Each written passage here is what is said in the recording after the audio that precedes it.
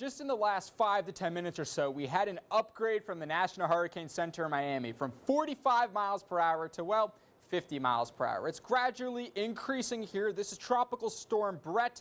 Right behind it is Invest 93L. We'll talk about that one in just a bit, but Bret is going to continue to strengthen here.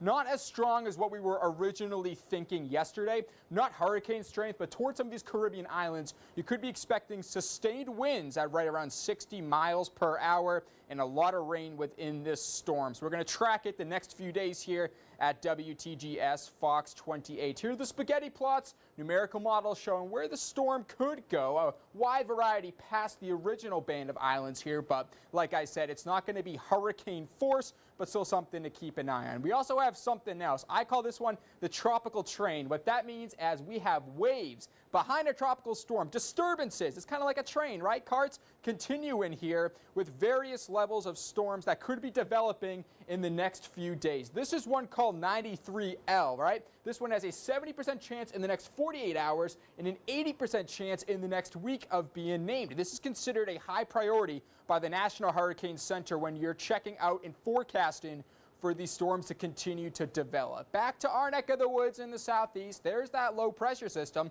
Counterclockwise flows, some rain showers out there, nothing severe, but some flooding could be possible on the drainage systems here with the amount of rain we've been getting these past few days here. So how much rain have we been getting since Sunday? Well, just under 3 inches at Tybee Island, a wide distribution here across our market. That's because we have these popcorn cells. They pop up just like that, they downpour, then they scatter. Tomorrow's a similar story. A little bit more sunshine in the morning, but some of these showers and storms are expected to move on through by the afternoon hours, heading off into the evening tomorrow. Tomorrow's PM commute could look pretty messy out there if you're caught in these cells. Let's break it on down for you. This is by tomorrow afternoon. Watch these pinks here. That's the heaviest of the cells continuing to just pour on you if you're caught in them. But you could be 15-20 minutes down the road and it could be dry with some sunshine. So that's what's going to be happening at least across the next 3 to 4 days or so until this low pressure gets out of the way. If you're in these cells, expect a lot of rainfall to be continuing here. Like I said, very similar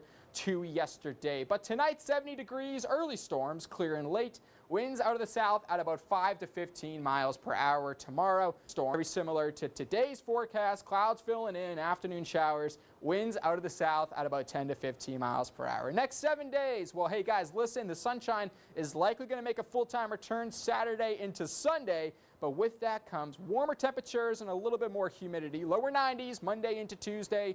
Those showers and storms continue. We'll be tracking everything related tropics and severe at Fox 28. Check us out on the weather app or check out my social medias or send me an email. Sunrise, sunset, storm reports. I am there for all of it. Back to you.